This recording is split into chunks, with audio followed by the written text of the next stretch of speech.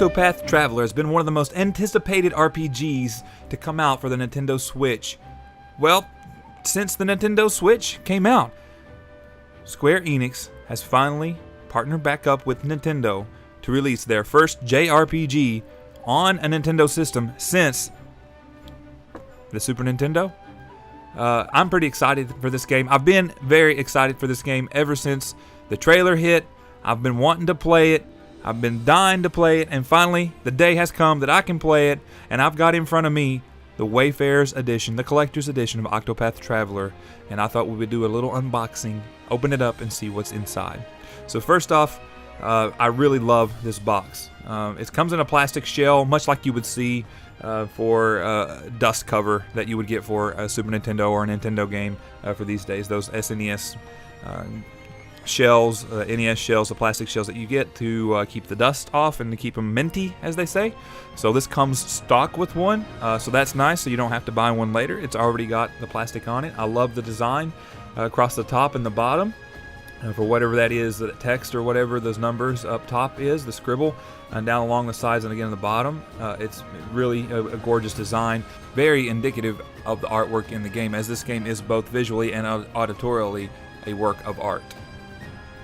And then again on the back, you see these pictures here, and it's just kind of explaining what's inside the box. All this is on the plastic shell, that's not actually on the box. And speaking of the box, let's get to it. So what I want to make note about this box is it's really nicely made. It's very sturdy, it's very well put together, sturdy cardboard, and this is actually a magnet. There's a magnet strip in here that keeps that together. That's so much nicer than having nasty tape to deal with, to have to cut and to make a mess of, and to risk pulling some of the box apart. So that's really nice. So that's a really nice way to do these boxes rather than with tape. So inside on the right hand side we just have the game first off. Behind the game is the cleaning cloth with the picture and the map. And here's a close-up of the picture. You can see this is a picture of just the characters sitting here, and then on the back side here we have a map of Octopath Traveler. Now I don't care to open these things up because as a collector, I guess some people would mind it, but I don't plan on getting rid of this, so the value of it to me is owning it, not in selling it. So I don't care to open these things up, and I probably will not use it as a cleaner though, because I like it as it is. Behind the cloth we have the soundtrack. It's not the full soundtrack, but as it says, sound selection. But as you can see, it's a nice design here on the front and on the back. There's 14 selections, and you can kind of read some of those through if you want to, but I usually don't listen to soundtracks, but it's here in case somebody does. And if I do listen to soundtracks, let me say this again, I do listen to soundtracks, just not on the CD. I go to YouTube for it. It's much easier, but they've included it just in case you want to listen to it on a CD somewhere. Hey, retro's in right now. So next up right here you can see is a coin. It's kind of like a brass coin, I guess. It's a little bit hard to get out of the box, actually. They've got it stuffed in there pretty tightly, but I'll get it out here. There we go. I'll go into there's a close-up of it here.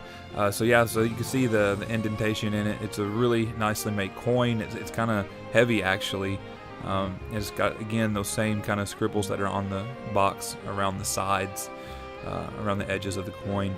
And the back side here, there's some sort of, I don't know, symbol, or I'm sure it symbolizes something. I'm not sure what it is. But now let's get to the cool part of this box. I really enjoy this. This is really neat. This is also magnetized. There's a magnet strip in there. You can see the little indentation of the magnet into it. So that was also, again, a nice touch. So they spared no expense on this box. I mean, as far as design goes, it's really nice and a top quality. So something I would expect from a collector's edition, actually. So I'm just going to flip through these pages here, I guess, for lack of a better term. This is kind of like a pop-up 3D book, and it's just some of the scenes that are within the game. So here it looks like maybe around a campsite. Yeah, you can see the forest in the background, and then the campfire, I guess.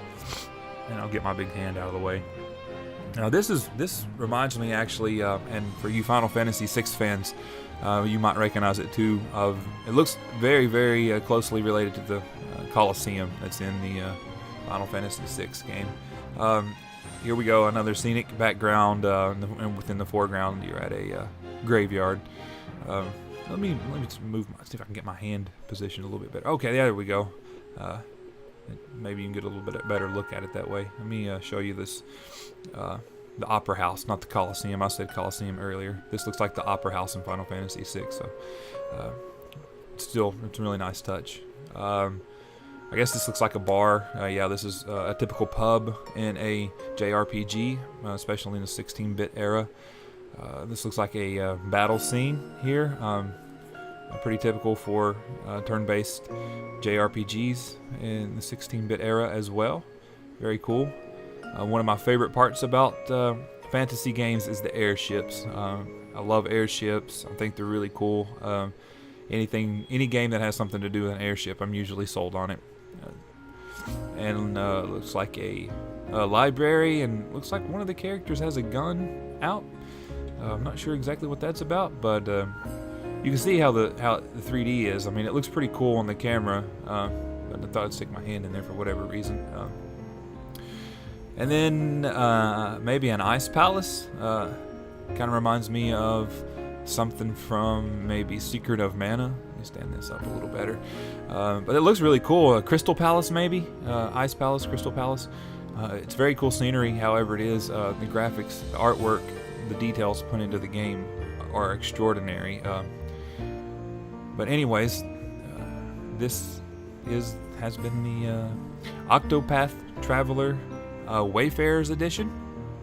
So I hope you enjoyed the video. If you do, yay, give me a like and subscribe. I'll try to do more videos. I'm free now, got more time to do some stuff. But anyways, if you don't check out Project Octopath Traveler, I guess the project is not a project anymore, it's complete. If you don't check out Octopath Traveler for anything else, check it out for its visuals and its music, because at least those two things combined are makes this game worth it to try it out.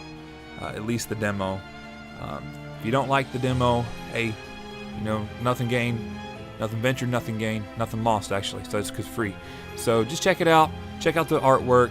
And if you're an older gamer, you grew up playing these RPGs, hey, let's dive right in. Let's dig in to one of these JRPGs that we used to play back in the day on the Super Nintendo and relive those glory days once again right here on the Nintendo Switch. Thank you for watching. My name is Nate. I love you all, and have a great day.